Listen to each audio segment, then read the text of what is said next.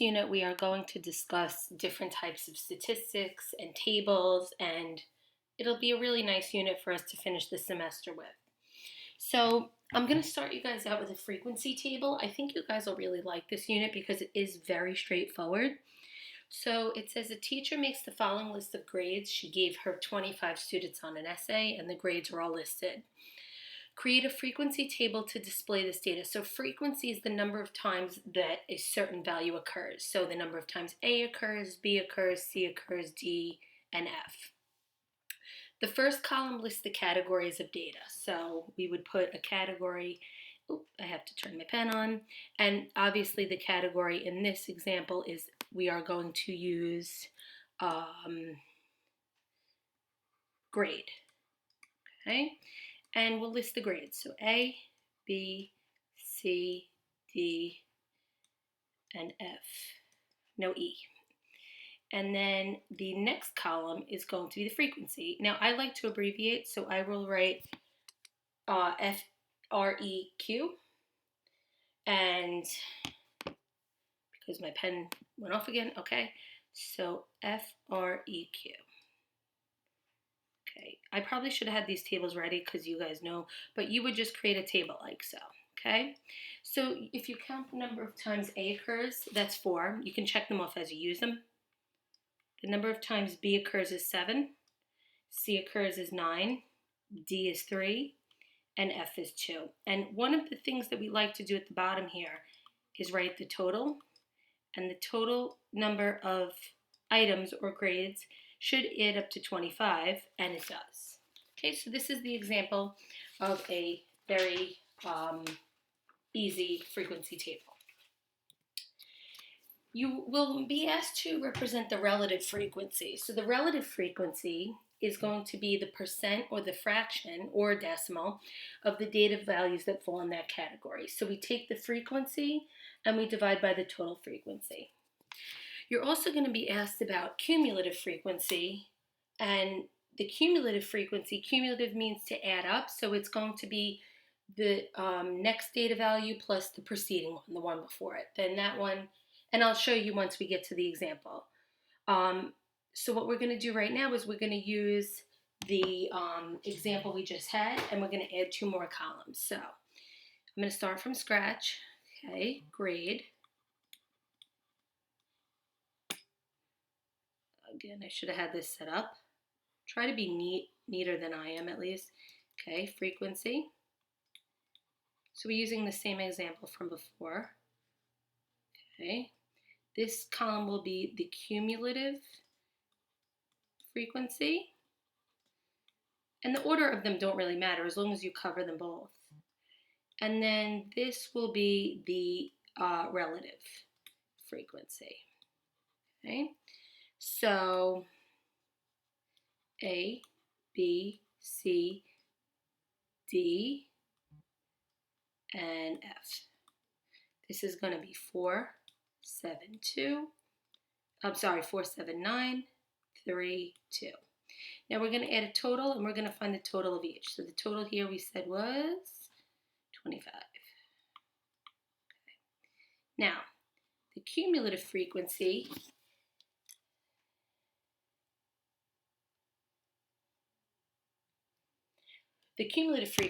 is going to be the frequency plus the one before it. So we start with the frequency we have, which is 4.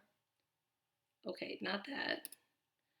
The frequency that we had is 4. I was sharing how with a friend, how they're slashing so many programs. So that was the link to the article.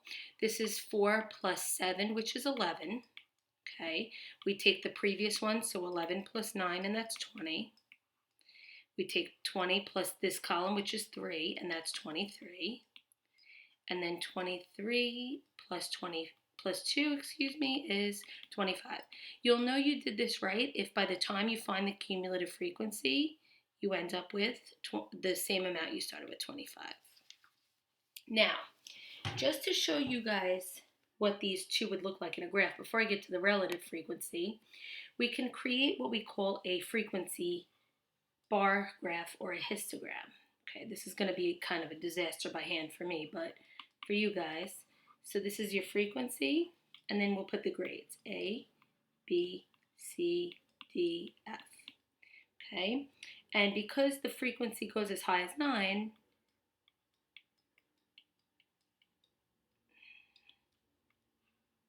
8, 9, 10. Okay, so each one is 2, is 1. So there were 4 A's, there were 7 B's, okay, there were 9 C's, there were 3 D's, and there were 2 F's. Okay, and we would do the same thing with the cumulative frequency, only with, and I'll just do it for this example. The cumulative frequency, I'm going to go 5 because I go up to 25, 15, 20, and 25. And then A, B, C, D, and F. And I would want to label this cumulative frequency. So I would start with, we started with 4. So that'd be a little under 5. Then 11. Then 20. You guys could probably do this a little neater on your papers. 23 and 25. Okay, so these are called bar graphs. Also related to them are called histograms. Okay, now for the next part, we're going to do, I'm just looking at my notes, guys. We're going to do the relative frequency. So the relative frequency, we're going to just take the frequency and divide by the total. So this is 0.16 or 16%. Again, you can put either one, or if they ask for specific one. 7 over 25 is going to be 0.28 or 28%. The next column, the frequency is 9 for C's. That's going to be 0.36 or 36%. D is 3 out of 25, which is 0.12 or 12%. You can round to the nearest 2 places unless they say otherwise. And this is 2 out of 25 or 0.08 or 8%. Now, all of these decimals, if you add them together, should always add up to 1. So you'll know you did this right if that's true. So that's really it. That's pretty much the gist of it. So right now what I'll do is I'm going to do another example. Create a frequency table for the following data set. Include a column for the relative frequency and the cumulative frequency. Okay, so the first thing we do is we write down what the actual subject is that we're dealing with. So in this case, it's going to be the type of film. Okay, try to make this a little bigger this time. Okay, again, I should have had that set up before, but it's all right. Here, you know what I'm going to do? I'm going to do this, make life a little easier here. So let's make it like this. Look a little neater too. Okay, so that's one column. That's another column. That's the third column. And then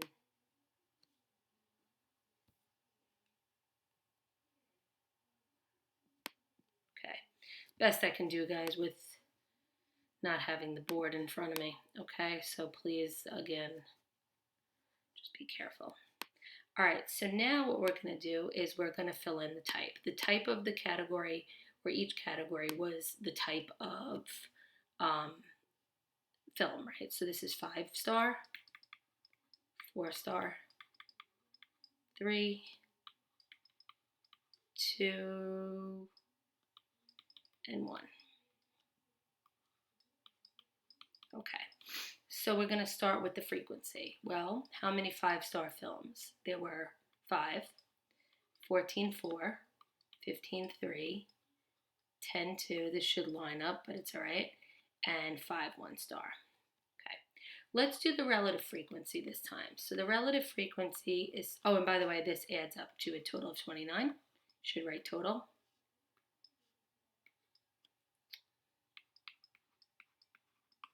Okay, So now 5 over 29 is going to be, oh, I'm sorry, it was 49, not 29. 49, okay. So 5 over 49. Now, because this actually goes a little more than, 2 decimal places, just round to the nearest 2. Again, if they say otherwise, you would go other way. But for now, usually it's to the nearest 2. So 5 over 49, and again, you can just throw that in your calculator. Gives you 0.10. 14 out of 49 gives you 0.29. 15 out of 49 is 0.31.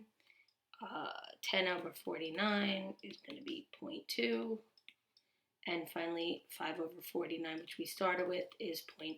And again, adding these all up, and you should include this total at the end, it is 1.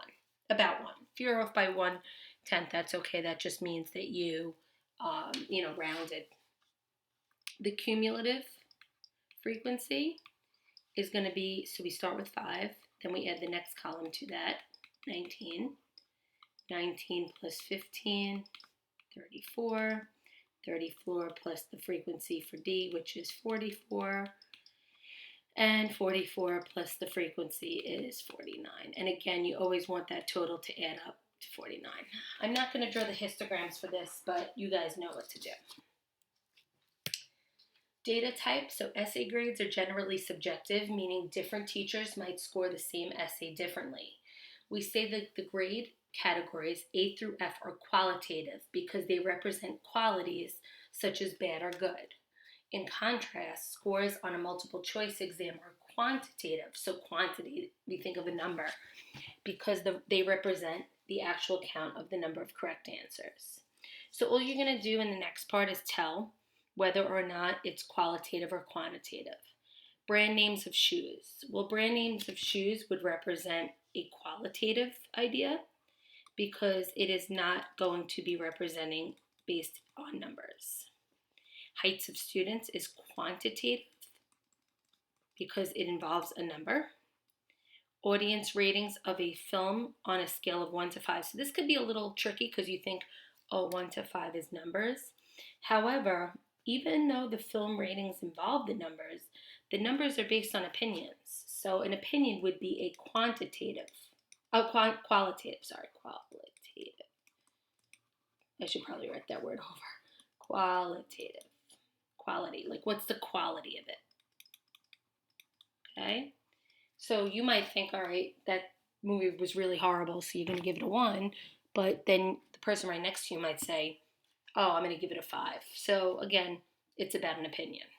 Some other examples where numbers can be used to represent qualitative than quantitative.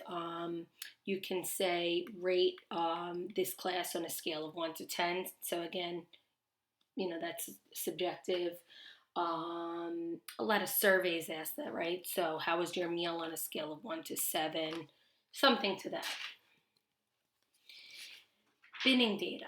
So when we deal with quantitative data categories, it is often useful to group or bin the data, gotta do my spell check, into categories that cover a range of possible values. For example, in a table of income values, it might be useful to create bins of 0 to 20,000, 20,000 to 40,000. So it's really a range of values. So here's a data set. And most of the time you'll be told which values to bin. So here they're saying use 5-point bins. So that would be 95 to 99, 90 to 94. And we have to include all of these values. So let's start with our columns. Again, I'm going to use the line to help me here because before that became a disaster when I did try to draw it by hand.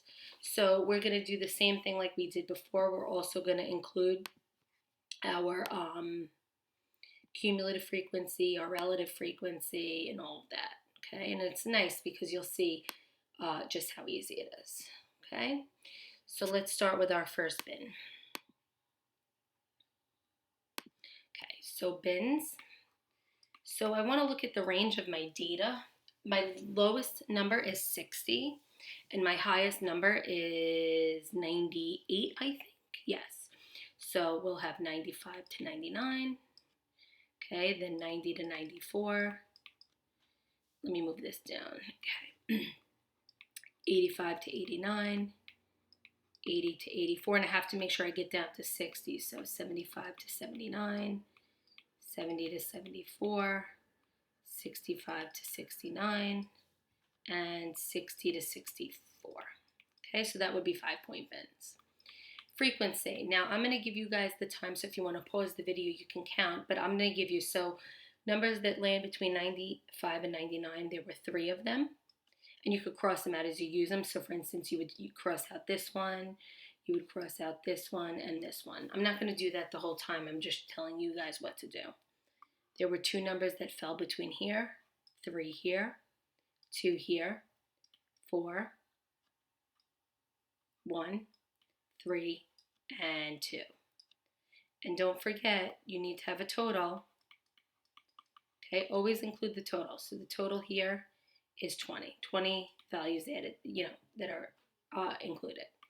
Your relative frequency, okay, 3 over 20, which is 0.15, 2 over 20, which is 0.10, 3 out of 20, which I just did a minute ago,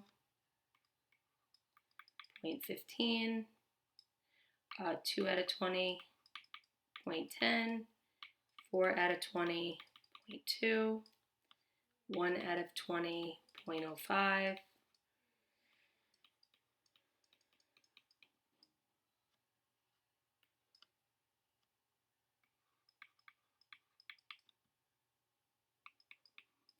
and when we add these all together, it does add up to that 1. Cumulative frequency, so we add the one before it to the one we have, 3. 3 plus 2 is 5. You should show this work. 5 plus 3 equals 8. So if I do give you guys a question like this, I do expect the work. 14 plus 1, 15 plus 3, and 18 plus 2. And as I said before, we need to have that total that we end up with, which is 20. Okay, so even though it's bins, pretty easy. We're going to try one more example. Okay, so here's a bins example, and it says determine an appropriate bin. So what you might consider to be appropriate might be different than someone else. I always say if you can use the 5s, use the 5s, but maybe you want to go by 3s. But the smallest number that you guys have here is 72, and the largest number is 98, so you probably want to use 5s. Okay, so again, let me get my table going with my lines, and we'll include the relative and the cumulative frequency again, just to make sure. So here's a line, here's a line. That would be for the frequencies. Okay. Let's go blue this time. So this is the bin, 95 to 99, 90 to 94.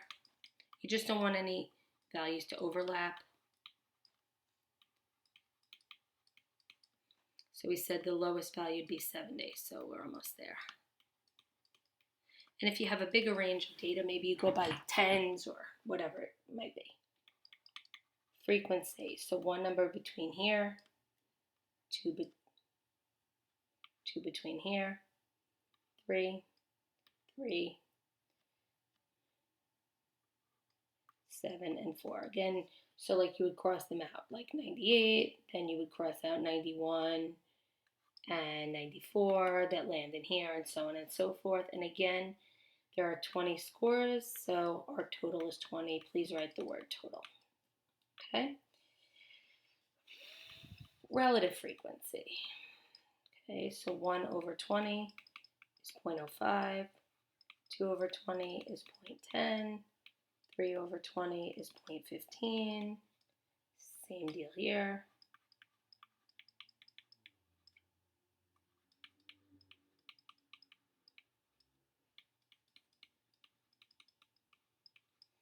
And what should these add up to? 1. Okay, cumulative frequency. So we start with 1, 1 plus 2 is 3, 3 plus 3 equals 6, 6 plus 3 is 9, 9 plus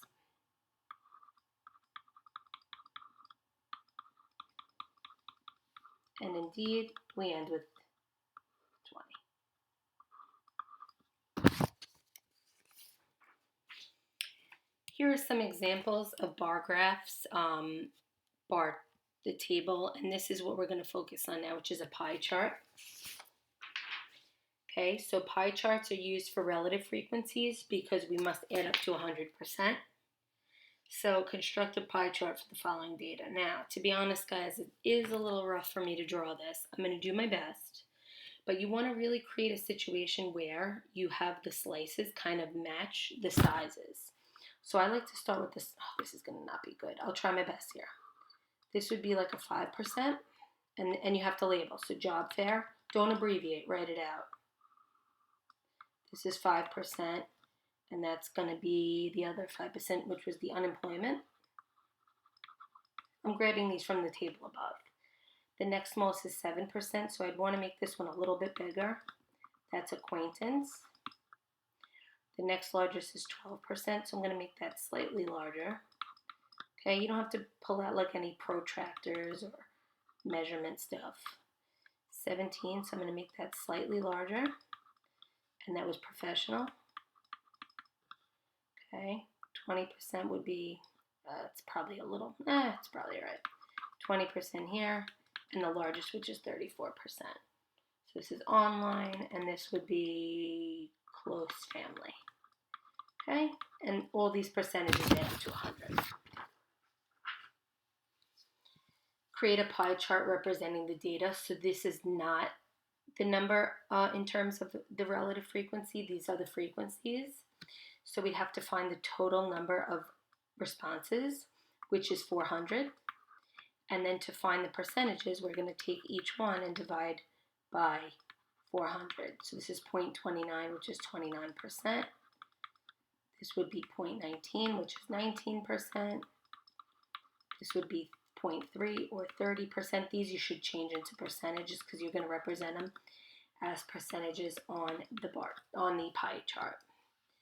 Okay, so starting with the smallest chunk, that's 9. So we need 4 of these, right? So that would be 19%. That's going to be Indian.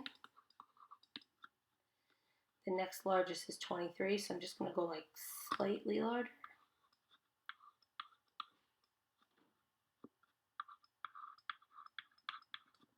And what is that? Thai. The next one's 29 and 30, so we kind of want to like almost split those in half because they're almost the same. So this one looks a little bigger. This would be Chinese, and this would be Mexican. Okay, very easy stuff. I already showed you guys what a histogram is. A line chart is simply where each data value is represented by a point, and then we are going to connect with lines. So each dot would be the center of the bin it represents. So for instance, this is 70 to 75, so this is smack in the middle, like 72.5. This would be smack in the middle of the bin, 75 to 80. Okay, so we want to make sure that that goes in between. And a time series graph is where the horizontal axis, so this one right here, is in terms of time. This is an example of a time series graph. So this is where homicide rates occur, where the time is along the horizontal axis. And these represent the homicides for each 100,000 people. So again, just an easy chart. Okay, finally, I'm going to just show you guys how to write a line chart by hand. So again, I'm going to just get my line to draw. Okay, this should be really straightforward stuff. I mean, it's not very complicated. Okay, so remember, these bins are what's going to be representing our stuff. So let's start with the bins on the bottom. So the age is 20 to 29. So I'm going to go 10, 20, 30, 40, 50. I have to go up to 90, right? Yeah.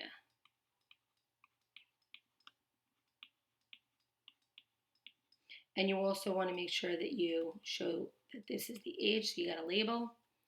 This would be the number of actresses. Okay, now you guys have to figure out how you want to kind of scale this. So I'm going to go by tens. So this would be 10, 20. You can go by fives, 30, and 40. Okay, so from 20 to 29, we have 32. Now remember, you got to be in between here. So in between here, okay. Then we have 34 between here. So you want to be right in the middle.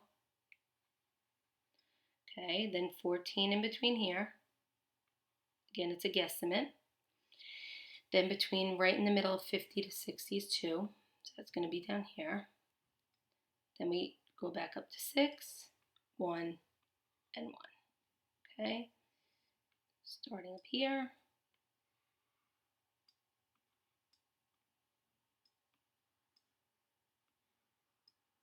Wow, that kind of went on its own, but there is your chart. So your homework examples will reflect these. Again, if you have something specific that you run into that gives you a problem, please reach out, but should be pretty straightforward.